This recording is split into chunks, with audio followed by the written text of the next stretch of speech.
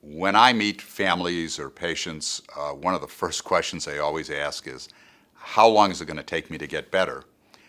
And encapsulated in that question is frequently the question, if they're not walking, is, will I walk again, and when will I walk again? Well, first, it depends on your problem. Have you had a stroke, a brain injury, a brain tumor?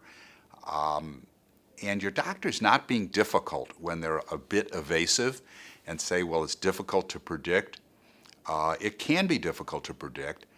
And a lot of times we're really surprised is that when I would do team conference with our therapists and nurses and the rest of the staff, at the first team conference, I would ask everybody to sort of predict, and they'd have to write down, and we'd save them, how well do you think this patient's going to do and how long will it take?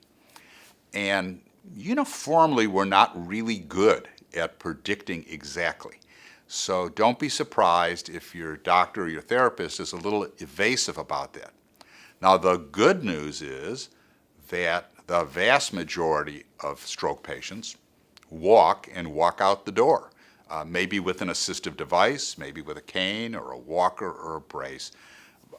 But the majority of patients will walk, and the vast majority of patients will improve from their status. Recovery is much more rapid during the first 3 to 4 months, 90 to 120 days.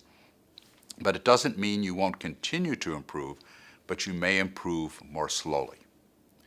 The other thing is that we call dedicated systems, systems that don't take up as much space in the brain, like motor function, moving your arm, moving your leg, recover much faster than what we call distributed systems, systems that require much more of the brain.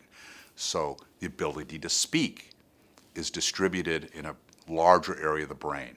Attention, concentration, cognition are distributed throughout the brain and therefore take longer to recover than that maybe early 90 to 120 days. Dose is important.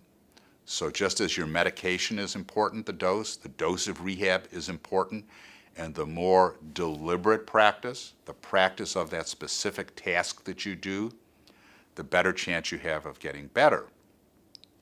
We have a reservoir of ability, and this is this whole concept of neuroplasticity, is that the brain can repair itself if you have enough dose of a specific functional task in a highly motivated environment.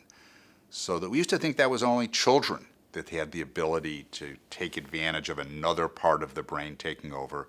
But we can also see that in adults if we do the right kind of rehabilitation.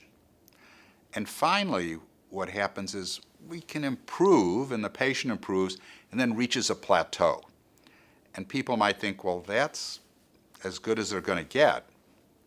And we used to be able to keep patients much longer, and we could then move them off of that plateau and keep doing what we're doing. Well, now, once somebody reaches a plateau, they usually have to go home, and they may continue with home health therapy, but even that eventually stops. Patient reaches a plateau. And so if you're a patient or a family watching this, and you are at a plateau and it's been a while, go back and get reevaluated and see, could I move off this plateau? If I had more therapy and we address maybe some different problems and look at this differently, we can move off of that plateau. So just because you reached a plateau doesn't necessarily mean we can't get off of it.